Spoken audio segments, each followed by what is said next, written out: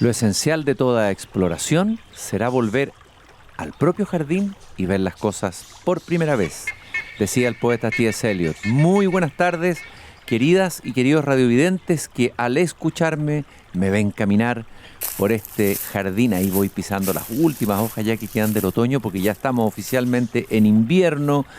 Estamos también en la celebración del Huitripantru, la famosa fiesta de la cultura mapuche, el solsticio de invierno, etcétera. Estamos preparándonos para conectarnos con una nueva estación que nos lleva evidentemente hacia adentro, hacia la reflexión más íntima, hacia guardar energía como lo hacen los árboles en invierno, que se despojan de su peso y de sus hojas. Los árboles que pierden hojas, obviamente, no los de hoja perenne, para después florecer en primavera. Algo así, de alguna manera, hizo Carolina Toá cuando decide escribir o coescribir en un diálogo, porque es un libro diálogo, el libro La política se metió conmigo, un libro que acaba de ser lanzado en ese maravilloso lugar que está ahí en Vicuña Maquena, esa sala del Teatro de la Universidad de Chile, un espacio extraordinario que recomiendo a todo el que pueda ir a ver, escuchar un concierto o asistir a alguna conversación ahí en la nueva y flamante sede de la FEN de la Universidad de Chile. Y en este libro, Carolina Toá, de alguna manera, nos abre su reflexión íntima, pero interesante. Lo hace dialogando con el otro, no escribiendo un libro desde su yo. Podría haber escrito una suerte de pequeña memoria, ¿no es cierto? Y toma esa decisión de hacerlo. Yo creo que es un libro de invierno. Y el invierno puede ser bueno también en la política. Hay momentos invernales, momentos de reflexión, de meterse para adentro.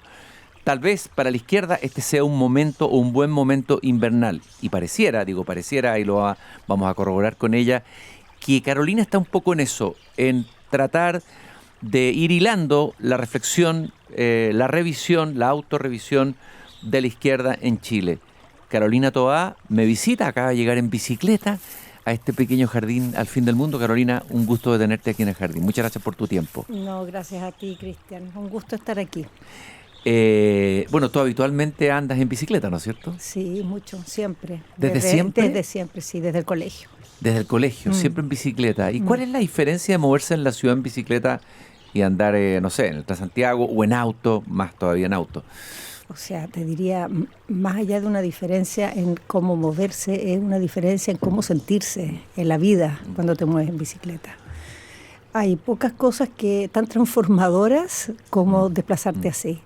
Primero, vives en la ciudad de otra manera, porque te desplazas a altura de peatona y recorres el territorio, lo tocas, estás ahí encima y lo haces de una manera también que, digamos, frágil.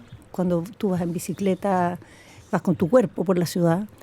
Y eso, claro, tiene algunos riesgos, pero tiene también una sensación de pertenencia, de contacto, de interacción con el entorno. Pero más allá del traslado y de su dimensión también de sostenibilidad, que es bien importante, ¿no? En este mundo en que estamos, la movilidad en bicicleta, que para muchos viajes es una buena decisión, la enorme mayoría de los viajes que se hacen en la ciudad son de menos de 6 kilómetros. Y para cualquier persona, incluso una persona mayor, es posible hacerlo en bicicleta y eso implica menos emisiones, gastar menos plata, en fin. Pero lo que te pasa a ti con tu cuerpo cuando te mueves en bicicleta y con tu cabeza es más importante, creo yo, que todo lo anterior. Me imagino que es un momento en que vas pensando cosas. Y escuchando cosas. Yo escucho muchos podcasts, música, qué sé yo, y vas pensando efectivamente también. ¿Y en qué estás rumiando este último tiempo? ¿En qué pensamientos estás ahora, así en el día de hoy, 24 de junio? Mira, estoy en un periodo, espero que no solitario, cada día con más personas, mirando el momento que estamos viviendo en Chile y en el mundo, no solo con preocupación, yo tengo mucha preocupación por cosas que están pasando hace rato, pero también buscando encontrar las claves de cómo uno podría cambiar las cosas, cómo podría pensar el futuro con algunas, digamos, guiños más positivos, dónde están las oportunidades de lo que estamos viviendo para gatillar cambios que sean buenos para nuestra sociedad, para nuestras vidas. Y la política es para eso, digamos, esa es su razón de ser. Entonces yo lo pienso desde ahí, desde la política y desde mi pertenencia, digamos, que es el mundo amplio, mundo de la izquierda, Y creo que no estoy nada de sola en eso. Está habiendo mucho interés en esa reflexión que yo creo que la izquierda lo requiere mucho, porque está con un proyecto cansado, diría yo, y está enfrentando muchas derrotas, y por algo será, ¿no? Entonces hay que mirar con atención por qué, pero no solo para atrás, sino que especialmente para adelante. ¿Qué hay que hacer hacia adelante, haciéndose cargo de esta especie de retroceso que ha habido?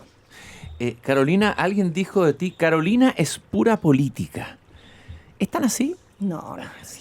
No. Es mucho, o sea, la política, me imagino que es el eje, el centro de tu pasión, pero es tu única pasión, tu única... No. ¿Cuáles son las otras dimensiones, digamos? No, o sea, a ver, a mí la política es mi actividad, por decirlo así, profesional. No creo que yo sea más política de lo que es cirujano un cirujano, pero efectivamente es una cosa que me apasiona mucho y en la que creo. No solo la hago, sino que creo que es un instrumento muy importante en la sociedad. Pero me apasionan muchas otras cosas. ¿Qué otras cosas te apasionan? Me apasiona, tanto como la política. Mira, tanto como la política me apasiona mucho la comida. Ah, ¿sí? Sí, ¿Ya? la comida, la cocina. Sí, pienso mucho en comida, la verdad. ¿Ya? Pienso mucho en comida, me gusta probar cosas, me gusta cocinar. ¿Eso vendrá de México, de tu experiencia de México? Viene tal vez? de mi madre primero. Y que mi madre nos llevó, cuando llegamos a México, mi mamá nos hizo meternos a México desde la curiosidad. No desde el rechazo ni desde la sospecha. Entonces nos atrevimos a probar todo. Nunca tuvimos aprensiones con los bichos y las enfermedades. Y fíjate que nunca tuvimos ninguna precaución de nada y nunca nos enfermamos de nada. No quiero recomendar esto, digamos, niños, no repitan esto, pero sinceramente todos los otros chilenos que andaban preocupadísimos de hervir las cosas, de no comer en la calle, pasaban enfermos. Y nosotros que comíamos de todo, sapo y culebra, nunca nos enfermamos de nada. Y eso me dejó una actitud curiosa ante la comida. Curiosa, sí, siempre de querer probar, de querer conocer, de no rechazar de antemano nada. ¿Cuál es la comida que más te gusta de todas las comidas? Así, yo te diría los mariscos, los pescados, los el mariscos, mar. El mar. El mar es lo que así que más me deja, me impresiona, porque son unos sabores tan curiosos, tan especiales, los sabores del mar. Pero no solo, yo no como carnes rojas, por ejemplo, desde hace muchos años, décadas en realidad, pero no soy nada asquienta, nada. O sea, si comiera carne roja, comería de cualquier cosa. Interiores, todas esas cosas, no les tengo ningún tipo de rechazo. Me gusta también mucho viajar, Cristian. Y viajar no solo... Me gusta viajar en general, estar en lugares que no conozco, caminar por lugares que no conozco y caminar sin mucho objetivo, así no solo ya mirar el lindo monumento que hay, sino perderse en calles así medio sin gracia, medio anodinas, esas calles donde sucede la cotidianidad, la señora que va a la lavandería, eso te entiendo perfectamente. Me fascina. Yo te diría que es la cosa que más me gusta en la vida, es caminar por un lugar que parece que no es nada, sin rumbo. Flanear, como decía el poeta Baudelaire, cuando caminaba por París en el siglo XIX. Bueno, creo que eso es una actitud existencial, quizás la mejor actitud existencial. Carolina, tu libro se llama La política se metió conmigo.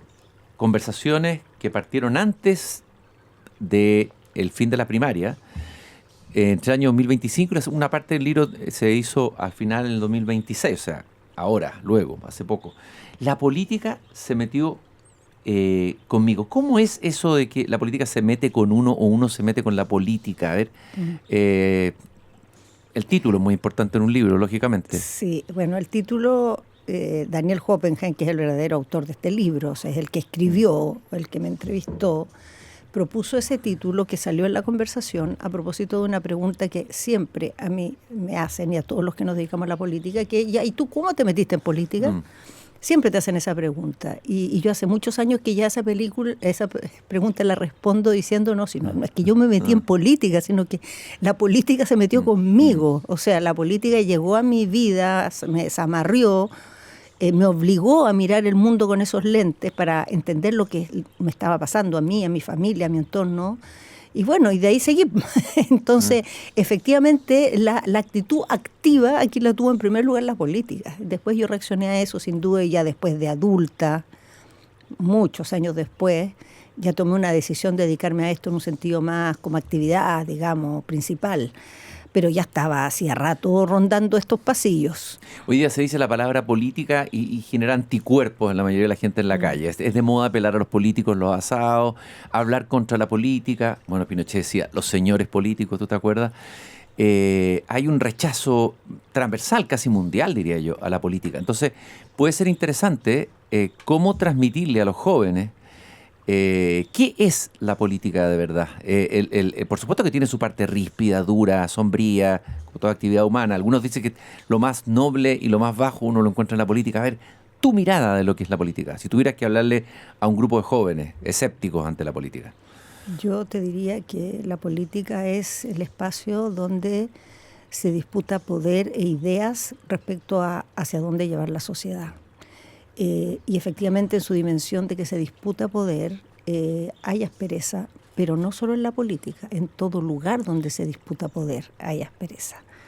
O sea, anda a ver cómo es, ponle tú, no sé, la cima de los doctores más prestigiosos en un hospital. O en las universidades. O en las universidades con los académicos que sí. están a ver quién es más destacado. O en cualquier lugar donde haya disputa por poder, hay aspereza y aparecen bajezas humanas y aparecen traiciones.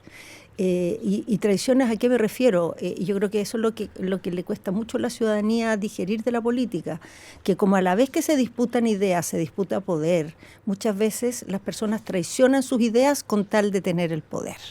Entonces eso, desde el punto de vista ciudadano, es una cosa muy difícil de tragar, a pesar de que es parte de la naturaleza humana. Personas que no hacen política todo el tiempo hacen eso también. O sea, pelan al vecino por una cosa que cuando lo hace su familiar no les parece tan mal. Y tenemos mucho doble estándar para vivir, pero en la política efectivamente ese doble estándar tiene mucho escrutinio. Y enhorabuena que lo tiene, porque cuando se separan estas dos cosas y queda el puro poder, la política pierde su vocación de servicio y se transforma en el poder por el poder. La idea es el poder para llevar adelante las ideas. Y eso efectivamente hoy día es un problema, porque la disputa por el poder es muy visible y las ideas se ven poco, Cristian, se ven poco, sí, claro. Están medio borradas las ideas. Entonces, eso genera rechazo a mucha gente, pero a muchos que estamos en política también nos genera rechazo. ¿Y qué pasa cuando las ideas están borradas o no hay ideas en la política? ¿Qué pasa con la política? ¿Qué es lo más importante que tú has visto en ese sentido? Bueno, puede hacerse la lesa o puede reflexionar. Lo que pasa es que yo creo que hay hay un binomio que hay que romper. La idea de que tener ideas es tener certezas respecto de todo y tener un recetario que da respuesta a cada dimensión de la vida social es una forma de tener ideas muy propia del siglo pasado, pero que no aplica al mundo actual. Entonces, esta idea de volver a tener partidos que tenían respuesta para todo, que tenían un proyecto cerrado, que todo era coherente, que todas las partes estaban amarraditas, esa forma de proyecto político hoy día es mucho menos viable y no sería creíble. En cambio, lo que sí tiene mucho sentido es que tus respuestas y tus propuestas estén bien ancladas en ciertos valores e ideas básicas en las que creas, que pueden tomar distintos recetarios, pero son lo que te mueve, lo que te inspira. Y de eso a veces se habla muy poco. Y hay mucha pelea por el recetario, que a esta altura es muy débil, porque todos los recetarios, o sea, ni hablar el de la izquierda, digamos, de los socialismos reales, ese ya ni siquiera figura en el debate, pero el recetario el neoliberal o el recetario autoritario, todos han probado alguna vez tener el poder y todos han mostrado ser extremadamente insatisfactorios. Todos llevan a la frustración. Entonces se requieren unas soluciones mucho más reflexivas, pero mucho más cercanía con los valores que te mueven, las cosas profundas en las que crees. Entonces, de esa manera uno allana la respuesta a este momento complejo, en que no hay, digamos, relatos que respondan a todo. Hay que irlos armando para el mundo de hoy. ¿Cuán importante es el diálogo? Me estabas hablando y de repente me acordé, tengo aquí una revista, la última revista Santiago de la UDP, que viene con muy buen material, un artículo sobre un filósofo que acaba de fallecer, Jürgen Habermas, filósofo alemán. Muy importante. Muy importante, ¿no es cierto? Que entre las cosas, lo que anima a toda su filosofía es que el poder por sí solo no es una justificación. Y él dice que la única fuerza que puede ser válida tener un sistema democrático es lo que él llama la fuerza no forjada del mejor argumento. mantener ese principio es lo que distingue la democracia de la tiranía. ¿Cuánto hemos perdido de eso y cuánto se debe hacer? Y tú estás dispuesto a participar en recuperar tal vez esa potencia habermasiana de la política. Bueno, yo creo que quizás si hay que decir que es lo más importante que hay que recuperar es eso. Es una capacidad de pensar reflexivamente y tomar decisiones con esa actitud. Y eso parte porque tú puedas escuchar argumentos de otros, pero también que tengas una mirada reflexiva sobre tus propios argumentos. La dinámica de hoy día, que está muy anclada en lo que opera, lo que funciona, digamos, en el mercado político y electoral, que son las redes sociales, es la negación de todo eso. Hoy día la disputa no es por encontrar en el otro convicción o disuadir, sino por captar la atención. Y para captar la atención tienes que ser estridente, tienes que ser ruidoso, tienes que simplificar al máximo, tienes que tocar las emociones más reactivas. Y eso te impide reflexionar. Y eso es lo que está haciendo en muchos lugares, que quienes triunfan son los que son, digamos, tienen mejor desarrollado ese músculo. Captas bien la emoción del momento, le das una respuesta empaquetada, muy estridente, muy ruidosa, pones unos malos que se vendan fácil, digamos, y con eso ganas adhesión. Pero eso es lo contrario de reflexionar respecto a los problemas, de escuchar las opiniones ajenas, de tratar de buscar la virtud en la opinión ajena, porque este debate que tenemos hoy siempre busca en el otro reducirlo a una caricatura y tomar la peor parte de su argumento.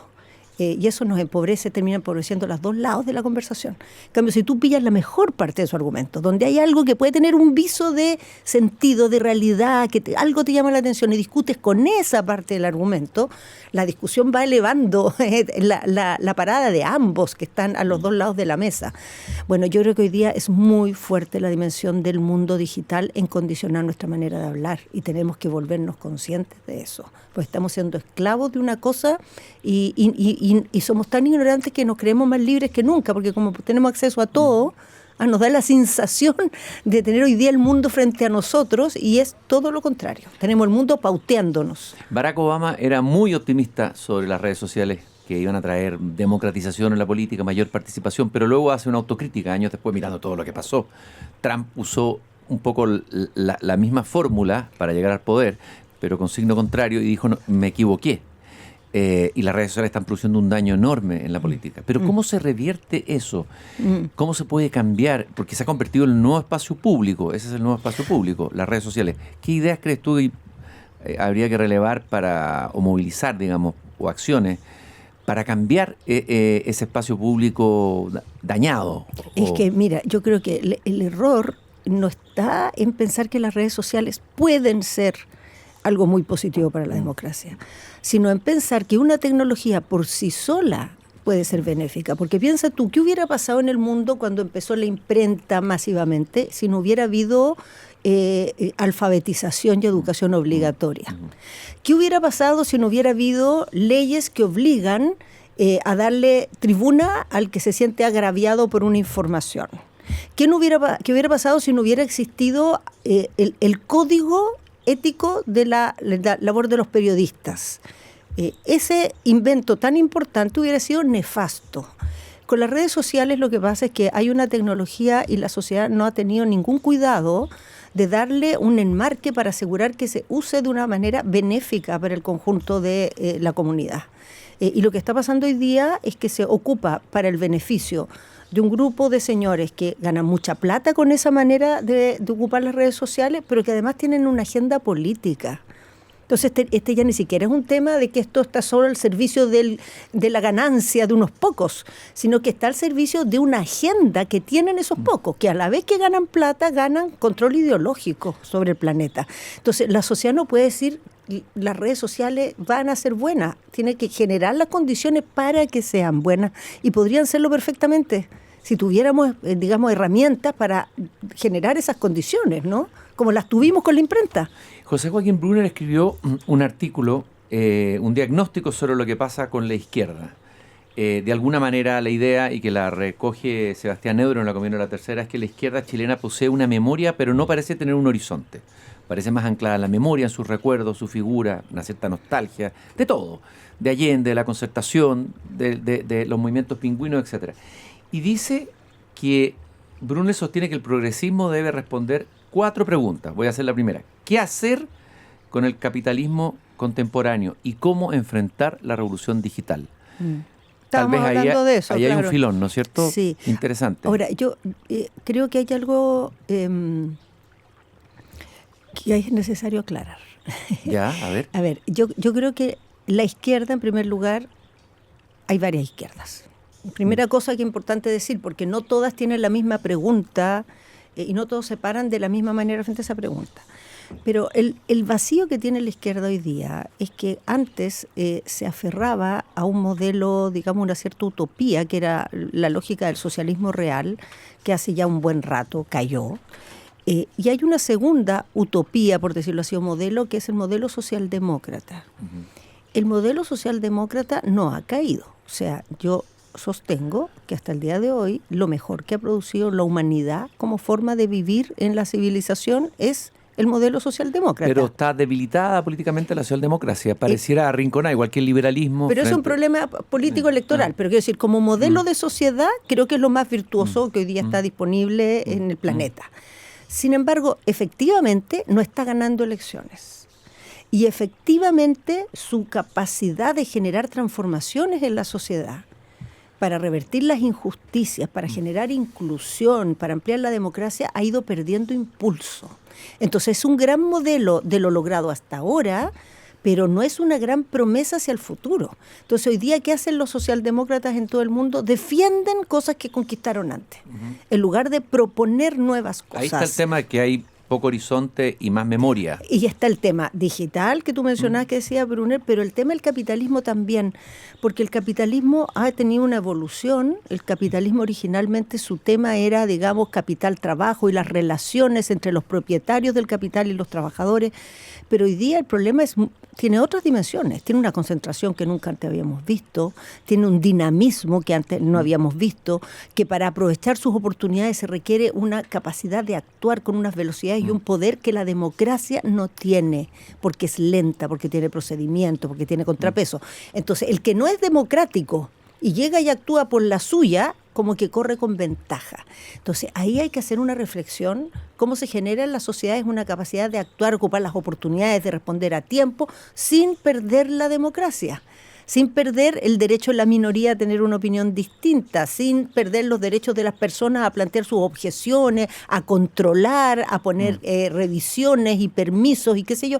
Entonces, ese equilibrio no es fácil de lograr y eso hay que encontrarle una respuesta, porque si no van a seguir ganando aquí digamos, los estridentes y los autoritarios, que en todas partes están corriendo con ventaja. Hay una figura interesante en la izquierda británica, una figura emergente, que es Wes Streeting, que es en el Financial Times. Él dice que él ofrece quiere ofrecer una respuesta o una orientación a la izquierda. Dice: crecimiento y equidad no son objetivos contrapuestos. Para distribuir riqueza, primero hay que crearla. Su propuesta es un capitalismo social, innovador y competitivo, encuadrado por instituciones democráticas y orientado a la inclusión. Me parece que está haciendo una síntesis interesante. O sea, totalmente. A ver, no es solamente que no sean contrapuestos. Yo creo que son indisolubles.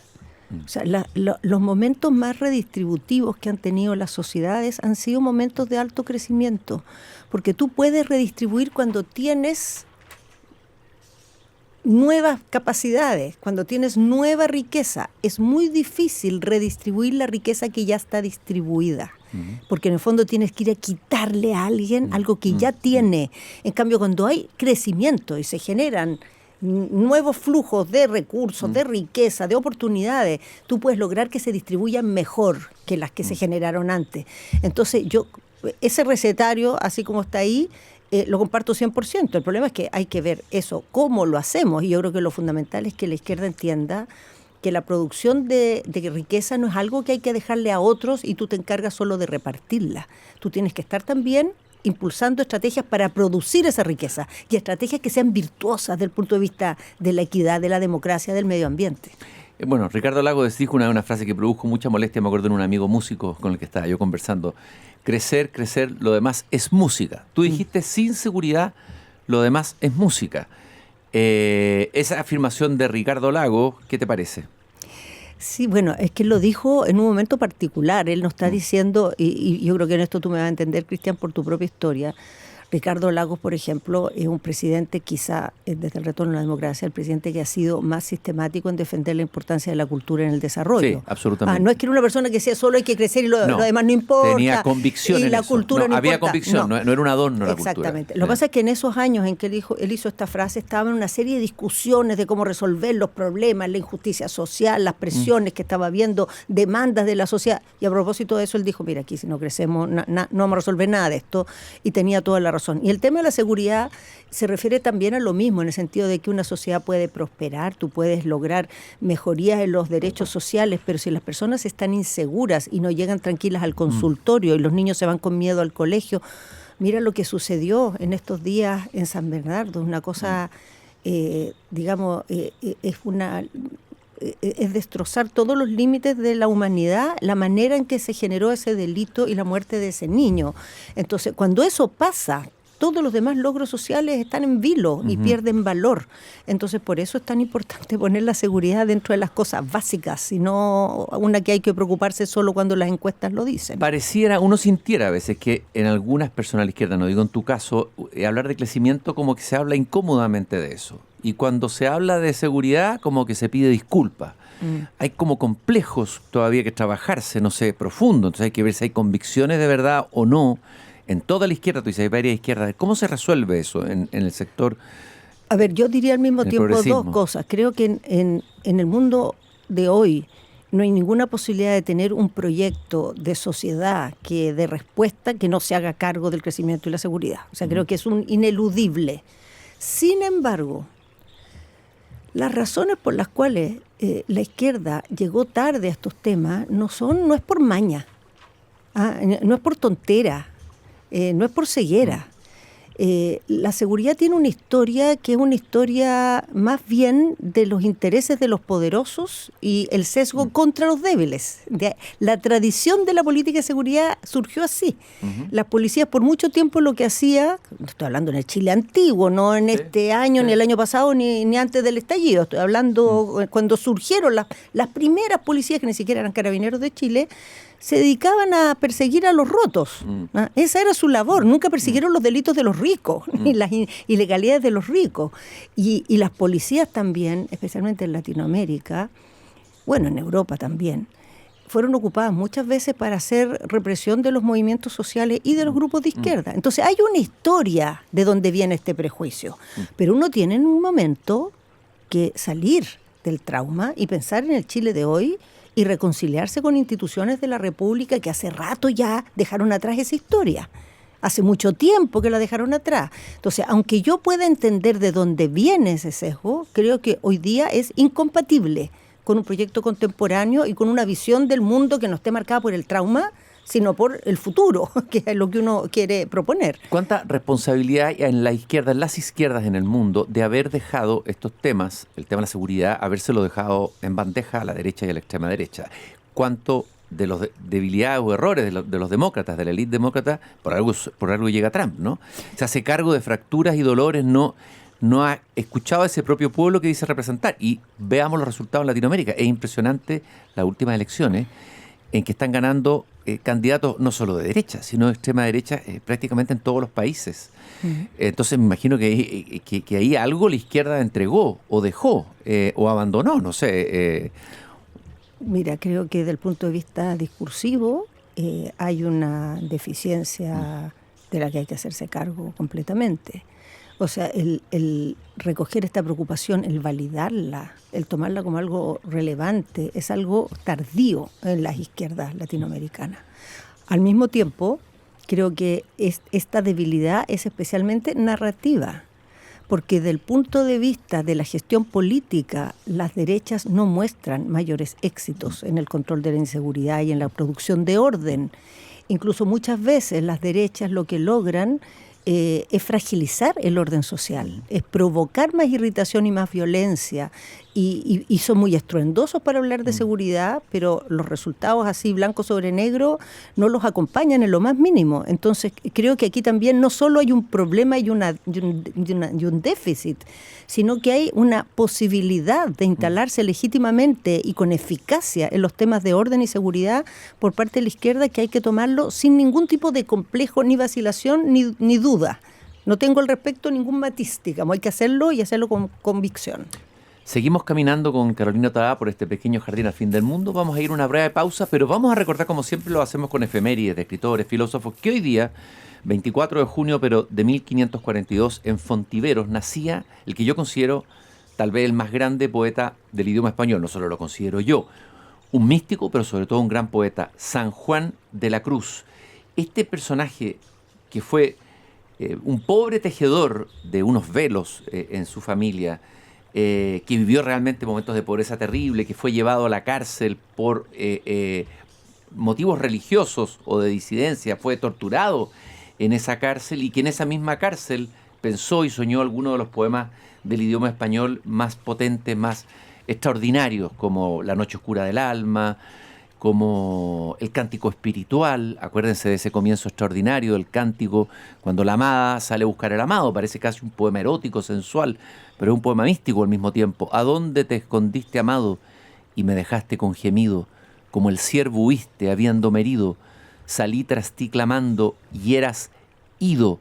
Y también cuando habla de la música callada, la soledad sonora, la cena que recrea y enamora, en fin, está lleno de maravillas la poesía de San Juan de la Cruz. Y vamos a ir a la pausa brevemente con un fragmento solamente de una musicalización que hizo Amancio Prada, un músico español que se dedicaba a musicalizar cantigas antiguas, música medieval, etcétera, etcétera, etcétera. Un pedacito de un texto muy hermoso de San Juan de la Cruz que dice: vivo sin vivir en mí, y de tal manera espero que muero porque no muero.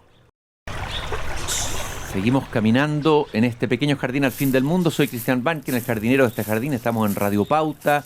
Estamos en una interesantísima conversación con Carolina Toá, que acaba de lanzar un libro que creo que hay que leer, los de los libros interesantes que se han escrito en este momento como un testimonio de una vida dedicada a la política, pero no es que ella haya escogido la política, ya no lo explicó, sino que la política se metió con él. Eso es como cuando los poetas le preguntan: ¿y cómo usted se metió con la poesía? No, la poesía entró en mi vida, no es que yo haya entrado en la poesía. A propósito, escuchamos a San Juan de la Cruz. Recordarles que nos acompaña Grupo Educar, construyendo el futuro de la educación técnico profesional en Chile. Conoce más sobre nuestro trabajo en grupoeducar.cl. Cuando fue la primaria dentro de la izquierda, y tú te enfrentaste a Janet Jara y también a... se me olvidó el nombre. Gonzalo Vinter. Con Gonzalo Vinter y a Jaime Mulet. Exactamente.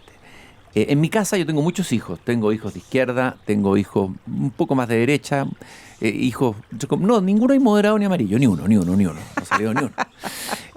Bueno, así la cuestión, mal. Fracaso paternal absoluto. total.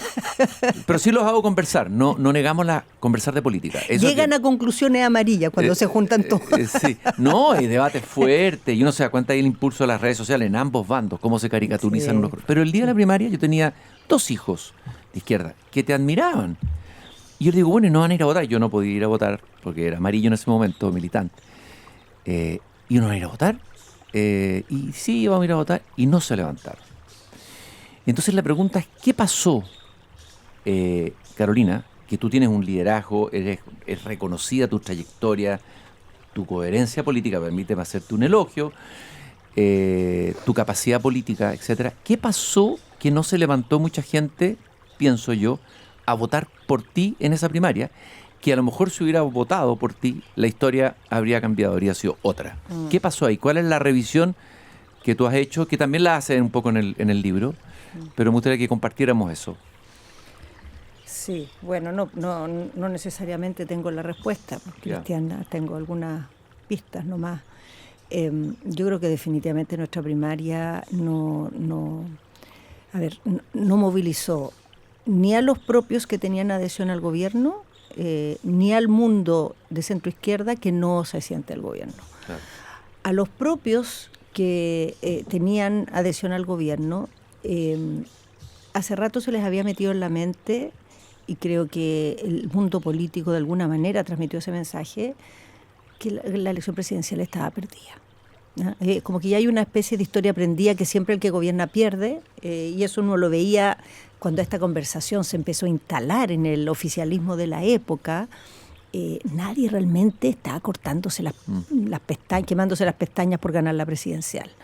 Y más bien toda la energía estaba puesta en lo que pasaba alrededor, o sea, cómo va a ser la negociación parlamentaria, cómo íbamos a prepararnos para hacer oposición. Pero se supone que siempre la izquierda tiene una fuerza movilizadora en las elecciones, una mística, una capacidad de movilizarse. Bueno, no pasó. Tú dijiste no pasó. Proyecto cansado, algo de eso hay.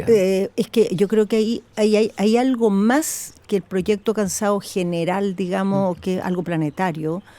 Y es que yo creo que el gobierno del presidente Gabriel Boric fue un gobierno que partió con una impronta y terminó desarrollándose en una muy distinta, y no logró construir un relato, una narrativa coherente de eso que estaba haciendo. Entonces, su apoyo original lo mantuvo, pero lo que terminó siendo no dio cuenta de una apelación, por decirlo así, a un mundo más amplio, que era el que nosotros veníamos a aportar a ese gobierno. Entonces, los que estuvieron con Boric hasta el final fueron prácticamente los que votaron por él en la primera vuelta. Y los que llegamos a apoyarlo en la segunda y que le sumamos algo más, nunca se sintieron plenamente del gobierno y nunca se identificaron en la narrativa del gobierno, a pesar que en la práctica lo que ese gobierno hizo en sus políticas públicas, digamos, en los logros que tuvo, era totalmente coherente más bien con una estructura de gobierno de centroizquierda, socialdemócrata. No fue en lo más mínimo un gobierno radical, pero su manera, su identidad política, digamos, su discurso, su tono, no logró, digamos, ampliarse, no logró cuajar en algo distinto. Entonces no convenció y no se sentían parte de esa primaria aquellos que no estaban en el núcleo original que estuvo con el presidente Gabriel Boric, o sea, el que lo apoyó en primera vuelta. Y ese era el punto que de alguna manera podría haber votado por mí. Y si hubieras ido como candidata arriesgando, un juego arriesgado, ir como candidata directo, yo creo que te habría ido mejor tal vez en esa elección. ¿Habría producido una modificación en el cuadro político? No sabemos, o sea, es muy difícil saberlo, pero lo que yo sí sé es que eso era muy incompatible con que nuestro sector siguiera en el gobierno. O sea, tú no puedes estar en un mismo gobierno y en paralelo estar, digamos, compitiendo sin ningún esfuerzo por construir algo común, como era la primaria, ¿no? Que la primaria pudo haber dado lugar a algo que no cuajara. Yo creo que al final en la primaria se logró ordenar una cuestión común.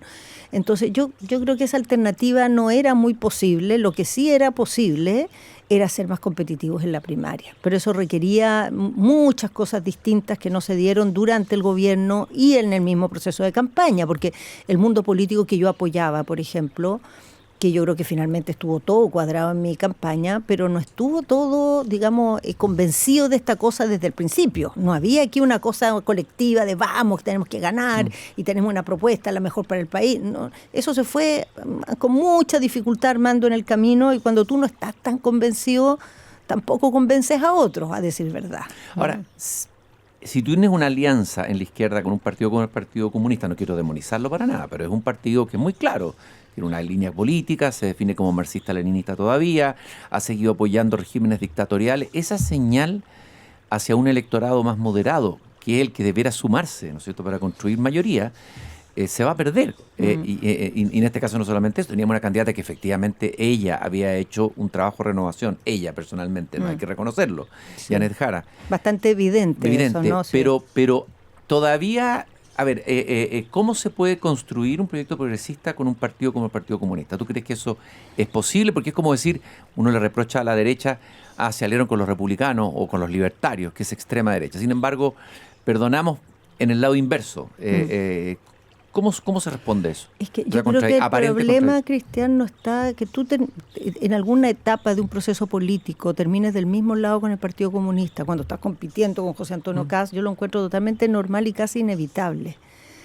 El problema es otro. El problema es cuando en esa alianza tú no tienes una identidad clara, claro, no tienes una fuerza, no disputas políticamente de verdad un liderazgo del sector, con tus ideas, con tu mirada. Entonces creo que ahí está la debilidad hace mucho rato.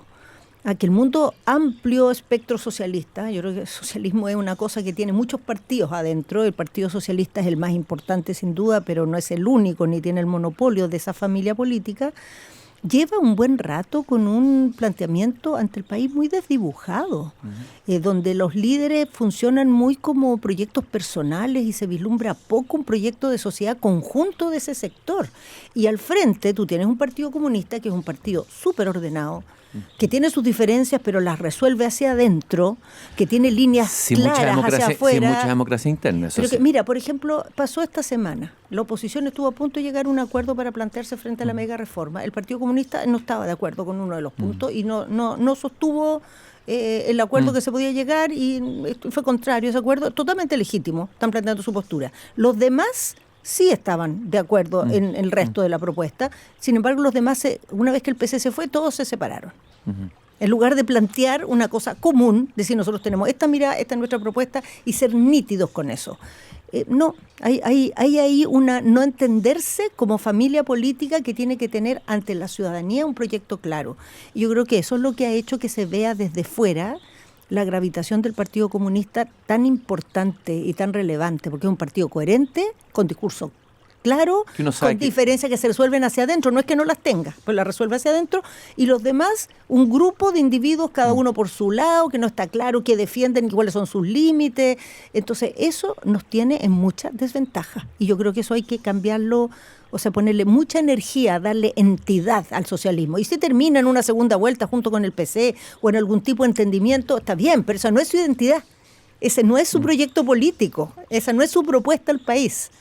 Yo recuerdo perfectamente, estaba viendo la televisión, fin gobierno Bachelet y la derrota, la primera victoria del candidato de derecha, Sebastián Piñera, y recuerdo que tú apareciste en televisión, estaba Ricardo Lagos. Sí, porque quedé a cargo en la segunda vuelta de Frey. Sí, claro, Eduardo Frey. De la segunda, no de la primera. Y uno claro. veía, y había una suerte de shock, ¿no es cierto? Yo creo en ese momento en la izquierda.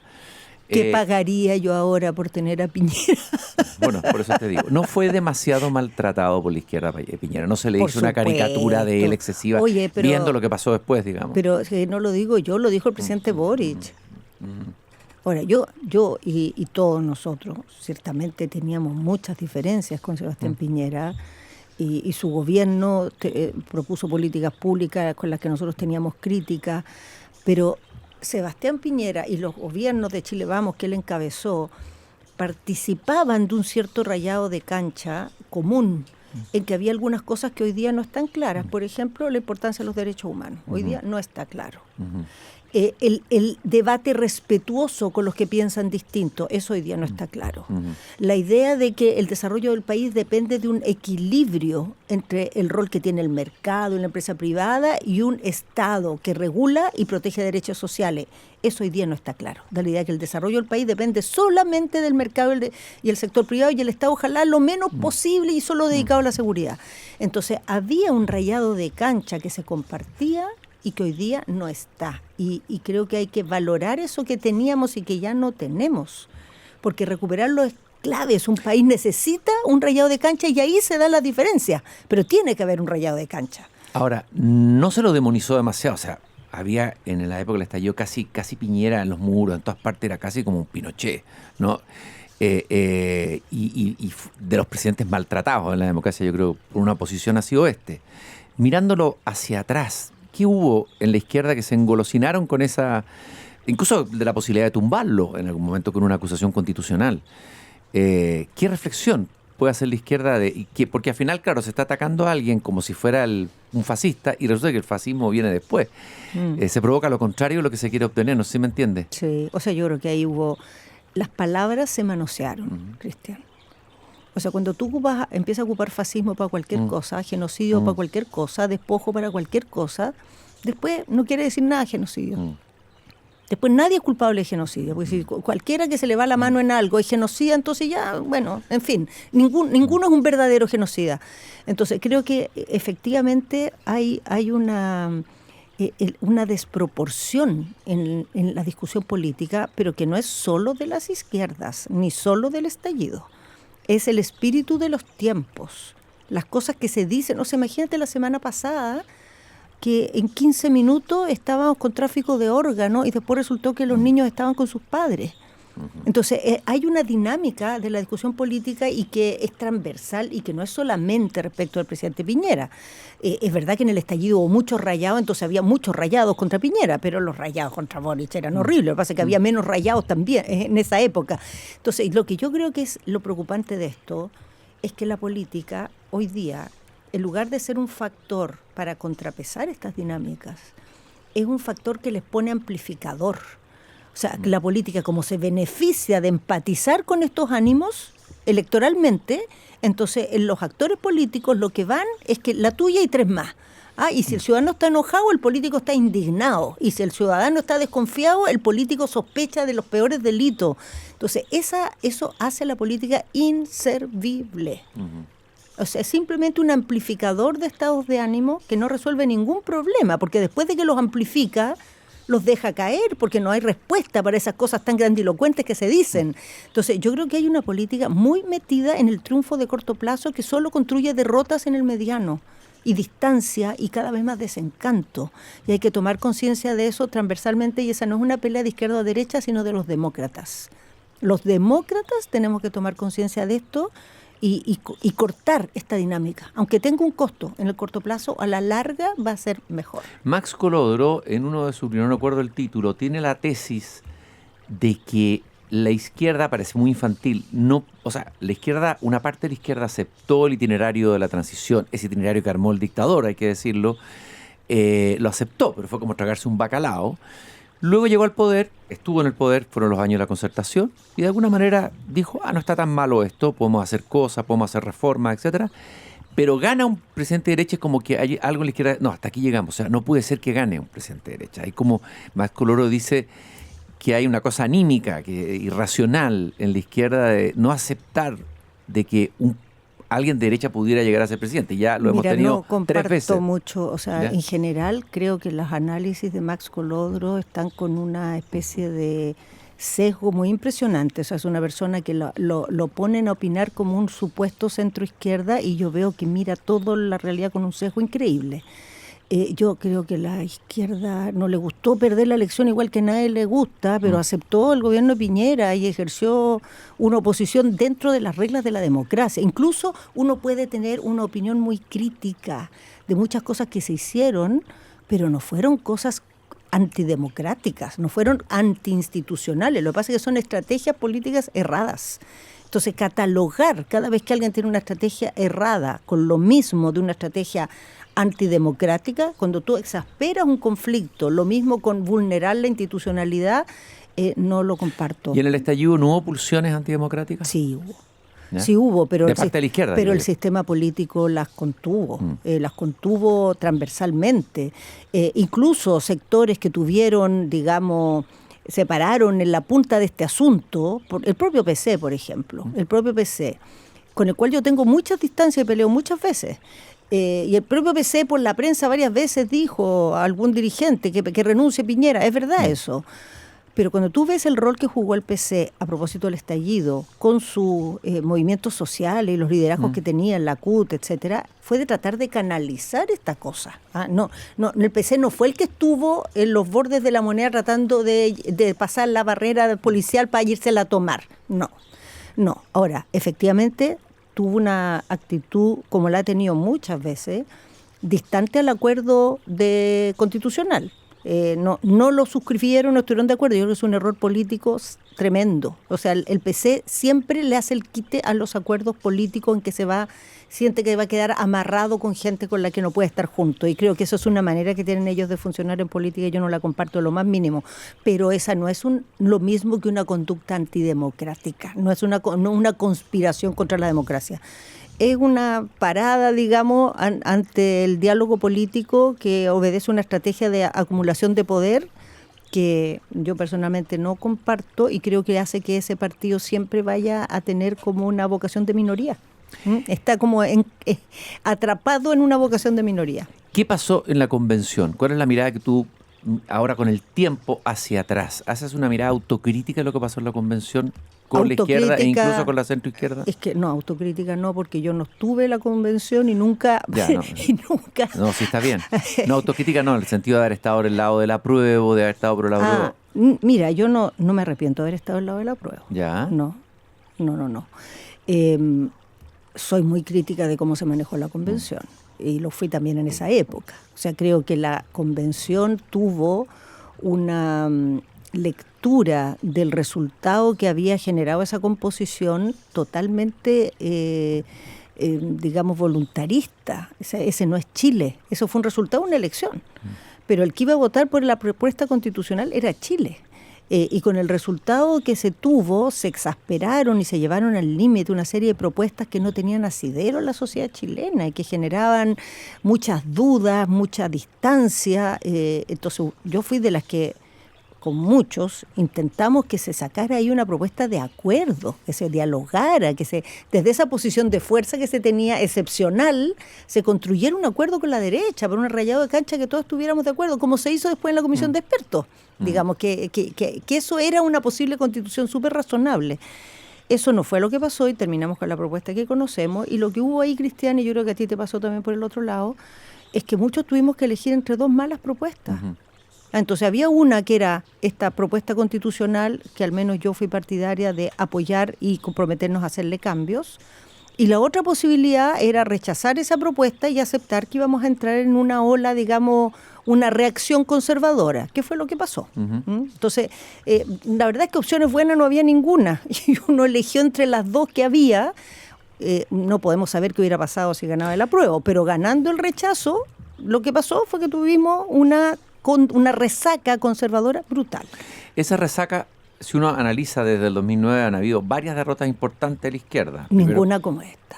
La derrota del plebiscito fue muy contundente, ¿no es cierto? O sea, yo creo que no hay nada que se le compare en la historia de Chile. O sea, como torpeza política, como mal manejo de una oportunidad, como dilapidación de un momento histórico. Dilapidaron una oportunidad. Sí. No hay nada comparable. Carolina, pero imagínate ella, la derrocha 62% y luego una elección en segunda vuelta en la que gana un candidato conservador con un 58% de los votos con voto mayoritario, ¿ya?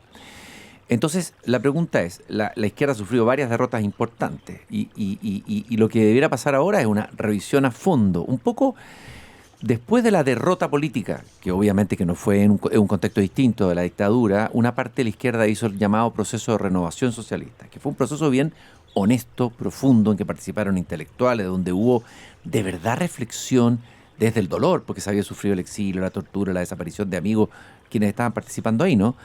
Y eso fue muy importante para la historia de Chile, ¿no? Y eso llevó a una transición que permitió que hubieran esos años de la concertación tan denostados, pero que mirado hoy día mucha gente lo mira con nostalgia.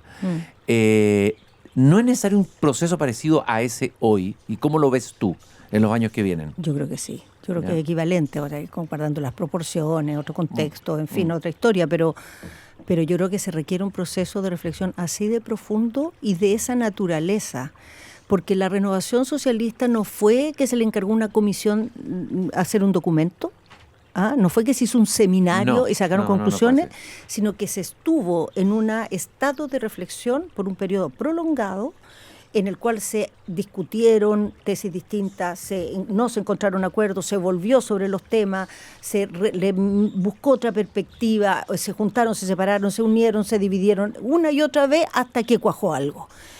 Yo creo que eso requiere una disposición de ánimo en que tú vas a ir a hacerte preguntas difíciles y vas a plantearte desafíos para los cuales no tienes la respuesta de antemano. Y eso a la política le cuesta mucho. En general a la gente política le gusta hablar de lo que sabe y siempre pararse en la certeza. Y hay cosas ante las cuales hay que construir la certeza, no está. Esa respuesta hay que elaborarla, hay que explorar soluciones. Ahora, la buena noticia, Cristian, es que yo creo que eso está comenzando a pasar. Yo estoy metida en 3, te diría, procesos que tienen como esa vocación. Son procesos largos, digamos, no es una reunión, un libro, una comisión, sino espacios de encuentro que se juntan y se rejuntan y se rejuntan y le dan vuelta a las cosas y se debate descarnadamente y se continúa hablando después de no encontrar acuerdo. Y yo espero que eso se sostenga en el tiempo y al menos este año, el próximo, hagamos un ejercicio a fondo que apunte en esa dirección, pensando en Chile, pero más pensando en el progresismo internacional, porque esto es un problema planetario. En otras partes no hubo proceso constitucional.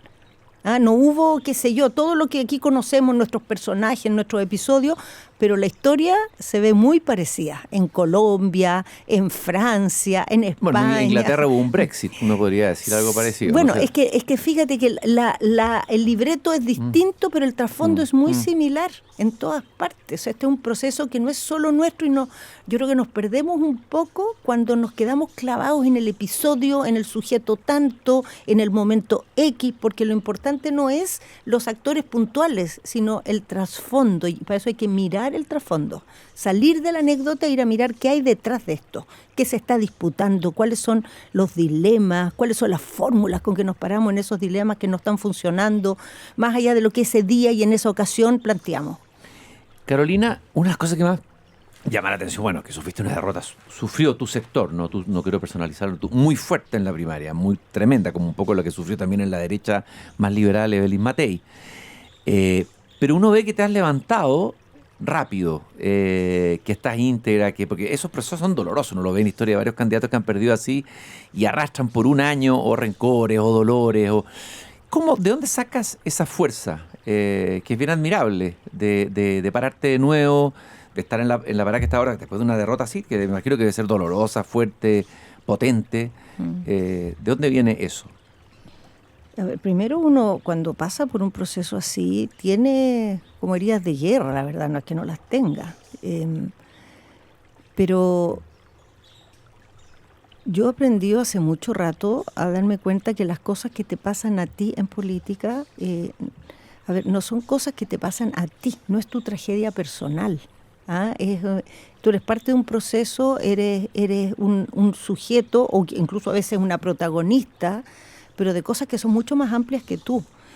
Cuando uno personaliza tanto estas cosas se pierde un poco y además empieza a ser dominada por el ego para mirar los procesos y cómo quedó parada y cómo qué se va a decir y yo al menos me sacudo lo muy rápido de esa parte, lo cual no quita que es una derrota dolorosa y grande, porque te diría que fundamentalmente la razón por la que yo fui candidata, lo que me impulsó a ser candidata, terminó pasando todo lo contrario. O sea, justo lo que yo quería impedir que pasara, pasó igual o peor que si no hubiera sido candidata.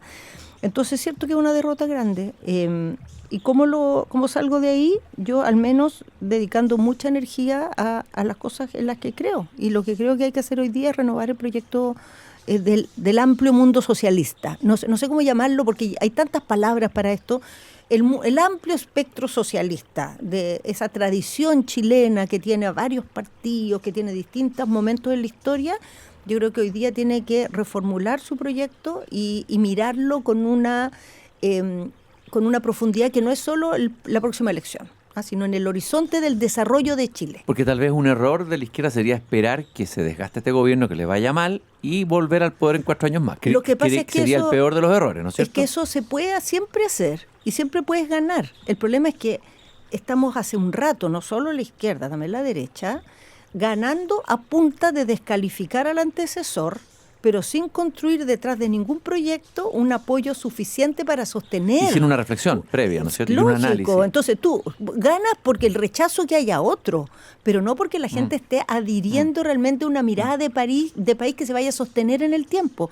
Y por eso ninguna de estas propuestas que han gobernado Chile ha cuajado realmente, porque en 4 años, sin mayoría en el Parlamento, hacer 2 cosas por aquí, 3 por allá, pero a la vuelta de la esquina llega otro gobierno, y además a veces, por lo menos con el gobierno actual, su tarea en parte es deshacer lo que hizo el anterior. Entonces, así los países no avanzan. Y además tienen un adversario formidable, no digo que sea formidable en el sentido positivo, que se llama Parisi, un populismo a la vuelta de la esquina que parece ser que ha capitalizado harto en el último tiempo y ha demostrado una capacidad política que no parecía tener. Totalmente. O sea, y hay que plantearse eso. No quiero, digamos, ser suma cero en el sentido de que no se trata de elegir cuál es la peor alternativa, pero hay que pensar que hay alternativas que son muy de derecha, muy distantes de cómo uno ve las cosas, pero hay alternativas que son muy antisistema político. Y lo que me da miedo a mí de una propuesta como Parisi, con la que quizás las políticas públicas pueda llegar más a acuerdos que con Kast. Porque como es oscilante, entonces en algunas cosas uno puede llegar a más acuerdos que digamos, sector tan ideológico como Kast, que es como es compacto. Sin embargo, su manera de pararse en el sistema político probablemente destrozaría nuestro sistema de partidos y nos acercaríamos después, si llegara a tener mayoría en algún minuto, una mirada como la de Parisi, nuestro sistema político quedaría un poco como el peruano después de esa pasada. Claro, balcanizado. Y eso me da mucho temor porque un gobierno de derecha viene y va. En cambio, una destrucción del sistema político se queda por un buen rato. Y eso hay que tomarlo muy en serio y creo que es un área en la cual los que creemos en la democracia y creemos en la importancia de las instituciones, tenemos que colaborar, aunque tengamos diferencias, por ejemplo, con una parte de la derecha, que esta cosa también les interesa y les preocupa, tenemos que encontrar una manera de colaborar para evitar que lleguemos a eso, a un país sin instituciones, sin sistema político, o que son un cascarón medio vacío que no representa nada sustantivo. Estoy en una campaña de que leamos libros, que volvamos a los libros. ¿Algún libro que estás leyendo ahora o estuviste leyendo o que te haya servido, que hayas recordado, que sea parte de tu conversación interna, por decirlo así? Sí, bueno, he estado leyendo varias cosas, Cristian, últimamente, más porque me ha tocado presentar libros, entonces me toca claro, el libro que toca presentar. Te he visto en varias presentaciones. Pero estoy leyendo un libro que me tiene muy curiosa, no sé, este tema a ti que te va a parecer, que me regalaron de un personaje chileno que se llama Romina Pistolas. ¿Ya? ¿Has escuchado hablar de Romina Pistolas? Sí, he escuchado hablar de ella, sí. Es que es un universo, es un universo. Romina Pistolas es una mujer chilena de Calbuco que se fue a vivir a Australia y en Australia, buscándose la vida, terminó trabajando de stripper. Pero ella no solo trabajó de stripper y tuvo una serie de experiencias sobre esto, sino que es una mujer muy curiosa, muy reflexiva. Entonces, en torno a esta experiencia, ella publicó un libro originalmente que se llama Marta o algo así, de cómo ella entró en esto. Ahora publicó otro libro respecto a sus propias historias amorosas. Tiene además un blog, participa, en fin. Mira, qué interesante. Entonces, y ella hace toda una reflexión sobre, primero sobre la sexualidad, segundo sobre los hombres, porque los hombres que se acercan a una stripper tienen conversaciones con ella que ella sostiene, no tienen con nadie, no tienen con sus parejas, no tienen con sus amigos. Son los confesores. Porque los hombres entre ellos no son como las mujeres. Las mujeres con las amigas nos decimos las cosas. Uno le gusta hablar desde sus debilidades con las amigas. Entonces uno cuenta, no, me pasó esta cosa horrible. No, los hombres no, siempre están como mostrando la choreza. Entonces estos hombres a una mujer que conocen en su calidad de stripper le cuentan cosas que no le cuentan a su pareja, a su amigo, a su mamá, a nadie. Entonces ella se ha transformado como una confesora de estos hombres australianos. Qué interesante. Es muy interesante. Romina Pistolas. Romina Pistola, yo recomiendo seguir a este personaje. Es una mujer además lúcida, brillante, súper articulada, que ha hecho de su experiencia así un tesoro para desarrollar reflexiones y miradas frescas de la sociedad. Me encantaría seguir conversando contigo, pero tu bicicleta te está llamando, que tiene ya vida propia. Sí, te está llamando porque tienes que continuar tu ruta. Mi bicicleta es viejita, entonces le queda como poco tiempo, quiere ocupar el tiempo que le queda, tiempo de calidad. Te quiero agradecer este tiempo de calidad que hemos tenido, esta conversación aquí en el jardín. Ha sido un gusto de conversar contigo y mucho éxito en lo que viene, Carolina. Igual, Cristian, muchas gracias. Y nosotros nos volvemos a encontrar mañana nuevamente aquí a las 7 de la tarde cuando vuelva a abrir la verja de madera de este jardín con una conversación, espero, tan interesante como esta. Hasta mañana.